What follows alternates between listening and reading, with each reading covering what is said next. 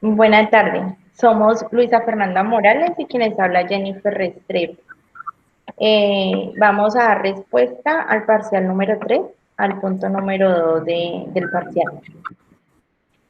Nos pide que realicemos un video con los siguientes puntos. La formación del proceso de la entrevista desde el modelo psicodinámico, que fue el modelo que nos corresponde. Bueno, el modelo psicodinámico toma la conducta como una manifestación del conflicto interno, considerando el síntoma como la disparidad que emerge entre el ello, el yo y el superyo, los cuales actúan desde diferentes procesos inconscientes y conscientes. Bueno, de acuerdo a lo anterior, para realizar el proceso de entrevista del modelo psicodinámico, se realiza por medio del siguiente esquema, el cual consta de los siguientes puntos. Demanda de la entrevista. El primer aspecto a analizar por las implicaciones diagnósticas que tiene es quien solicita la entrevista, si es el propio paciente, la pareja o algún otro familiar, o si es derivado por algún profesional. También aquí es importante, en primer momento, anotar la modalidad de la demanda. Segundo, el motivo de consulta, manifiesto versus latente y significado de los síntomas. Los síntomas y su significado. Estos toman como base el síntoma y los efectos que este causa en el paciente y en su entorno. El modelo psicodinámico hace énfasis en el síntoma, pues por ende en su diagnóstico. Parte de la indagación desde el síntoma mediante la descripción, la intensidad, la duración o recaída. También indaga en la historia previa del paciente, como el vínculo con sus progenitores durante el transcurso de su vida y en su historia de las relaciones afectivas. Por otro lado, hace énfasis en las expectativas, en las exigencias y valores que presenta el examinado, los cuales pues han motivado su actuar. Este punto se divide en tres. El primero es el motivo de la consulta. Partiendo pues de esto, se enfoca el síntoma, da paso pues al motivo latente de consulta, mediante la expresión del deseo, lo cual alude al significado que tiene el síntoma para el examinado, colocando el sufrimiento en una expresión no verbal, la cual pues va más allá de su narración. También el modelo psicodinámico hace énfasis en la fantasía de curación, donde el paciente pues expresa el deseo por el cambio. Otro punto de este ítem es el concepto del conflicto psíquico en sus modalidades. Pues como ya mencioné anteriormente, el modelo psicodinámico recalca el conflicto que debe analizarse desde tres instancias, que pues es el ello, el yo y el superyo, los cuales están inmersos por un lado en la adaptación social y por otro en los deseos instintivos del individuo. Como consecuencia de esto, pues surge el modo en que el individuo se vincula con otras personas a través de sus exigencias, demandas o frustraciones, de lo cual se deriva la manera en cómo el individuo resolvió pues, los conflictos evolutivos de su vida infantil, en los cuales viene inmerso el modo en que enfrentó dichos momentos. Por otra parte, el modelo psicodinámico tiene en cuenta los conflictos de adaptación y desadaptación a la cultura. Así pues, presta atención a los síntomas del malestar cultural actual. El análisis del estilo comunicacional se conoce a través de la narrativa verbal. Lo que no se dice pues directamente se observa a través de varios indicadores comunicacionales. Así el entrevistador dinámico debe observar y tratar a través de la atención flotante una serie de aspectos de interés, como son la comunicación no verbal, la asociación de ideas, los cambios en la conversación, referencias recurrentes o temas que se repiten a lo largo de la entrevista, pues estos pueden proporcionar pistas acerca de las principales fuentes de preocupación del paciente.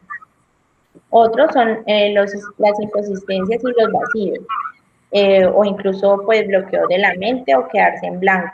Pueden sugerir culpas, confusiones, ambivalencias o evitación. Significados ocultos. Se puede manifestar a través de deslices, equivocaciones, racionalizaciones o preguntas ambivalentes. También tenemos el incremento o la disminución de la ansiedad. Y por último tenemos las oraciones de apertura y cierre. Aquí las afirmaciones iniciales pues, pueden revelar la manera en que se siente el paciente acerca del terapeuta.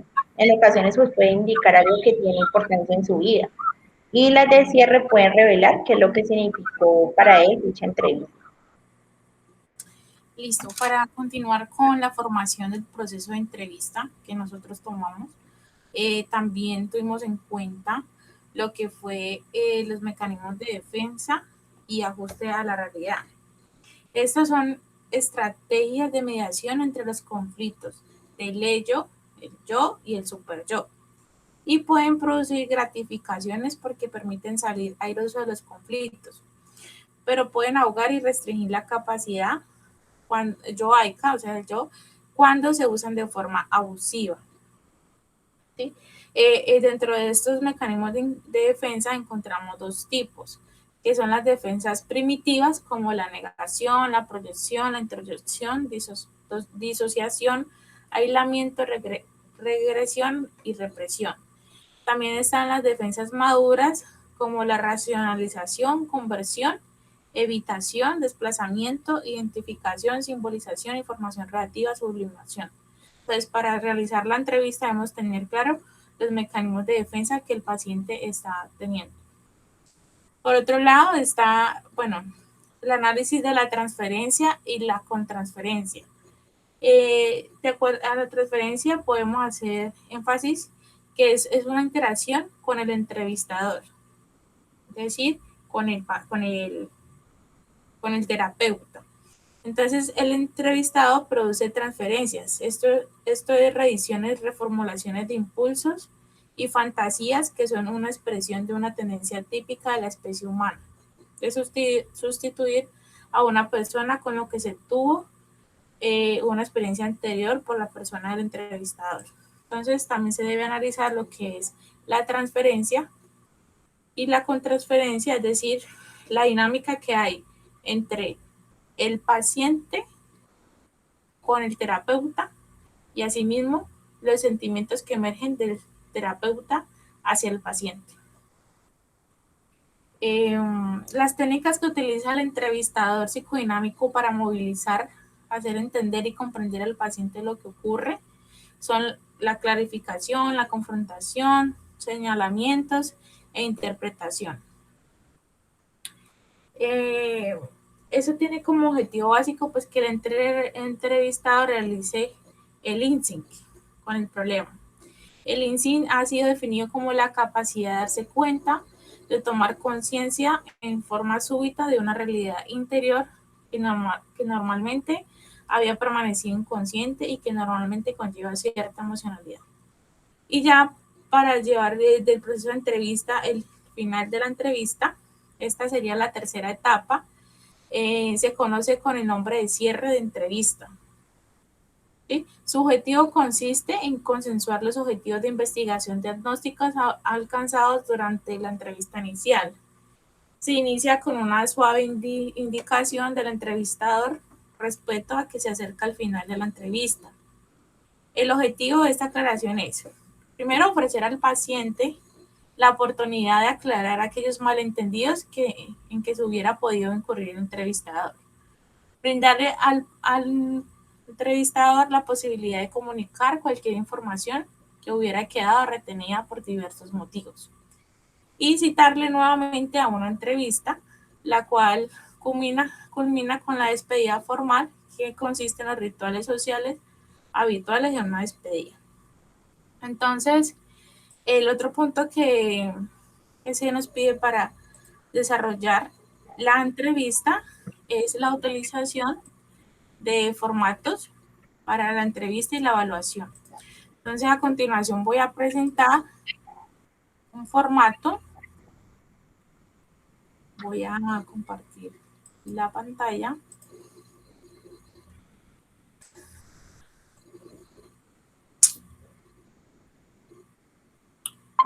Y la compañera me indica si está viendo la pantalla. Sí. Listo. Entonces, el formato que se usa para la entrevista psicológica es esta, lo que vamos a usar. Entonces, ¿qué encontramos dentro de este formato?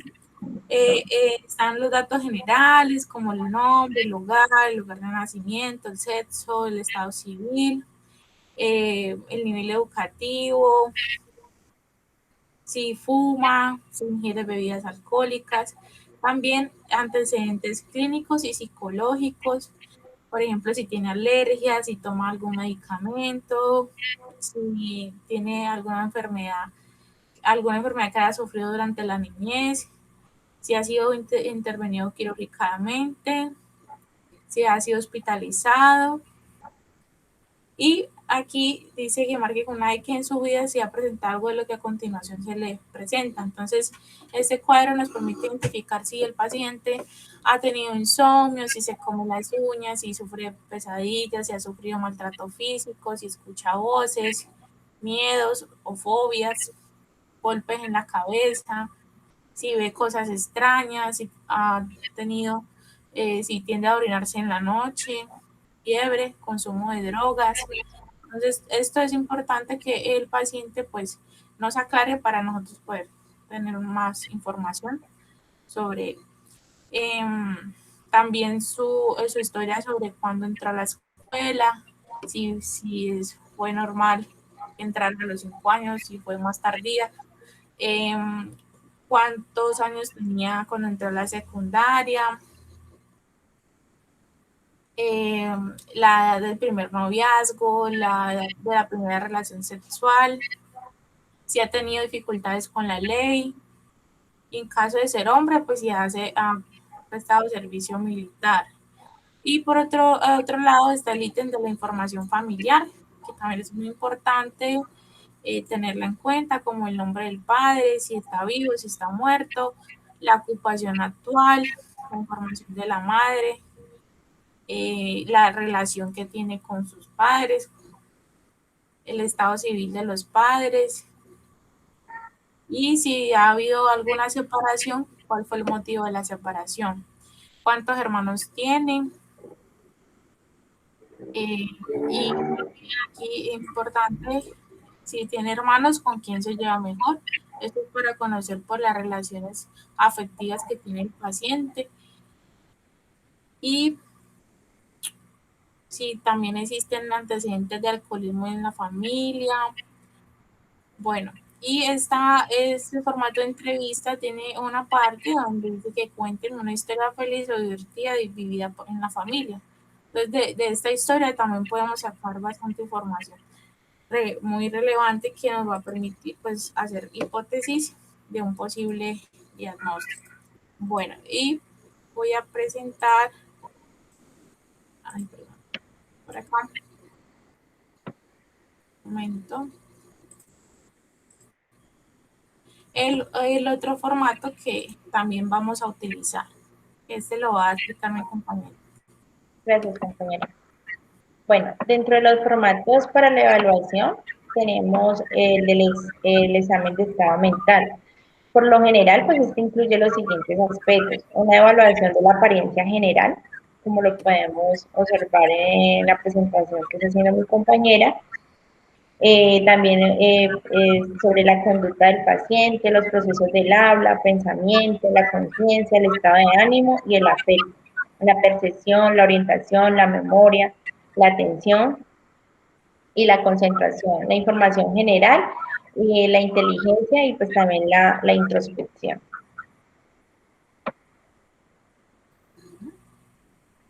Por otra, gracias compañera. Otro de los puntos que nos pide la pregunta número 2 es pues referente a la intervención, cómo se va a realizar la primera intervención y la segunda. Tenemos en la primera entrevista, tomamos referencia de Bleichman, propone 17 puntos importantes de observar y tomar en cuenta en una primera entrevista psicodinámica.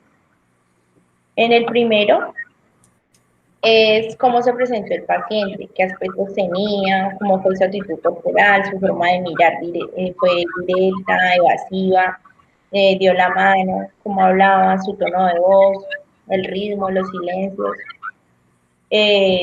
Seguido se mira cómo se relacionó con el terapeuta, si fue sumiso, pasivo, autoritario, dominante, entre otros. También se mira el motivo manifiesto que presentó como causa de la consulta, o sea, los síntomas, los rasgos de carácter que le resultan insatisfactorios, las relaciones interpersonales que considera conflictivas, los distintos personajes que fue introduciendo en su relato, cómo fue encadenando los distintos temas de lo que habló. O sea, el relato se puede ver se puede ver pues mediante el proceso de partes. Aquí también se observa cómo va reaccionando a lo que decía él mismo y especialmente lo que pensaba de los demás y la relación la reacción que tuvo con el terapeuta. También se observa con qué identidad se presenta el paciente en la forma que actúa y habla. O sea, desde la mirada, pues, desde que construye su relato. ¿Qué relación hubo entre aquello de lo que hablaba y la forma de hacerlo, entre el contenido temático del discurso y la forma de vincularse con el terapeuta? También se mira cómo evoluciona el paciente a lo largo de la entrevista. Aquí se mira especialmente las variaciones en sus estados afectivos. También se tienen en cuenta los datos de la historia del paciente surgidos en la entrevista, sucesos significativos, recuerdos infantiles, experiencias traumáticas, desamparo, pérdidas, separaciones, humillaciones, agresiones, entre otros. También se tiene presente lo que el paciente omite, que el terapeuta siente, o sea, el analista siente que está ese hueco ahí en el relato de lo que le está diciendo, pero pues el paciente no lo expresa. También se tiene en cuenta la contratransferencia, cómo se sintió el terapeuta, cómo, o sea, aquí se mira cómo valorizado, desintegrado, exigido, ansioso, asustado, impotente, todo lo que el terapeuta experimentó. También se mira cómo respondió corporalmente, expresiones faciales, como movimiento de las manos, los cambios de la posición, el discurso verbal.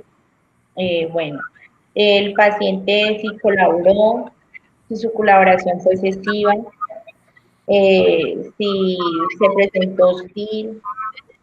Bueno, también se mira si demostró penetración psicológica, o sea, la capacidad de introspección.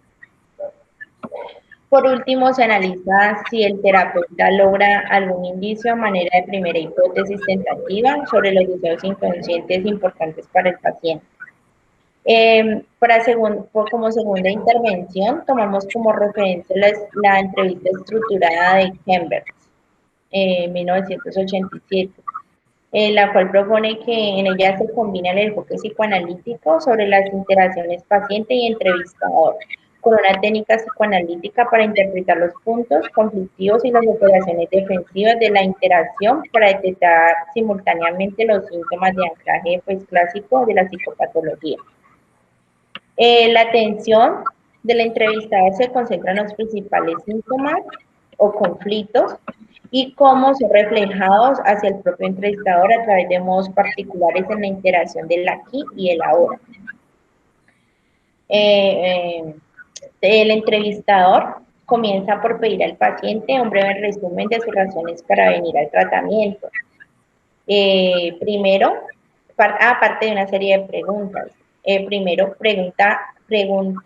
hace preguntas que permitan hablar al paciente de los síntomas, las principales razones para venir al tratamiento. Esta permite evaluar la conciencia de la enfermedad del paciente, su necesidad de tratamiento y el grado de integración de este y su tipo de angustia. También se realizan preguntas orientadas a que el paciente logre realizar una descripción de sus dificultades. Aquí se refiere específicamente a la concentración, a la memoria, a sus funciones cognitivas en general. También se abordan puntos referentes a su infancia, su vida actual, como estudios o trabajo, familia, vida sexual, relaciones sociales y tiempo libre, ya que esto nos aporta importantes datos sobre las relaciones orbitales del paciente. También en la segunda intervención se indaga cómo se percibe el paciente a sí mismo. Esta pregunta pues busca mayor información respecto a problemas de diagnóstico más específico. Bueno, Y partiendo de esto, se pretenden realizar técnicas psicodinámicas como la asociación libre y el juego de roles, donde la asociación libre pues, nos permite ir más allá de la información dada por el paciente, el cual consiste en la expresión de todos sus pensamientos, sentimientos y producciones mentales en general del paciente. Y por otra parte, el juego de roles, el cual está dirigido a traer simbolismos inconscientes como el temor, la ansiedad, deseos e impulsos, entre otros. Listo, muchas gracias. Entonces, el otro punto es la explicación del diagnóstico y la forma en que se va a tratar. Entonces ya vimos cómo se tuvo en cuenta la parte de la entrevista, cómo se va a realizar y las dos intervenciones que se pretenden hacer. Entonces, en este caso que tenemos, pues el trastorno o la explicación del diagnóstico es un trastorno de ansiedad social, ¿sí? El cual se caracteriza por un miedo intenso a las situaciones sociales en que la persona se anticipa que se verá evaluada negativamente. Entonces es normal que las personas que padezcan ese trastorno se sientan nerviosos en situaciones sociales y que eviten estar con personas, en grupo. Por ejemplo, tener una cita, dar una presentación, puede causar una sensación de tener mariposas en el estómago. El trastorno de ansiedad social, el miedo y la ansiedad provocan una evasión que puede alterar la vida. El estrés intenso puede afectar una rutina diaria, el trabajo, el estudio u otras actividades, ¿sí? Entonces, ¿cómo vamos a tratar ese trastorno? Entonces, a partir de la entrevista, todo eso, entonces primero es realizar la evaluación psicológica, la cual tiene como objetivo reunir de forma coherente y sistemática toda la información sobre lo que sucede al individuo que tiene la fobia social y concluir con un informe claro sobre cuáles son las situaciones en las cuales aparecen las respuestas problemáticas y cuáles son las consecuencias propias y el contexto que las están manteniendo. Luego tenemos pues lo que es la entrevista clínica, que ya vimos cómo la vamos a abordar, el cual nos permite conocer el motivo de consulta, obtener información, las quejas, los síntomas que presenta el paciente, eh, y cómo esta problemática o ese trastorno psicológico está afectando pues principales áreas de la vida del paciente. Y también vamos a abordar entonces este tratamiento, eh, la forma en cómo lo vamos a tratar es a través de la terapia psicodinámica de las relaciones objetales. Entonces aquí daremos por finalizado el punto 2 del tercer parcial de psicología clínica. Gracias.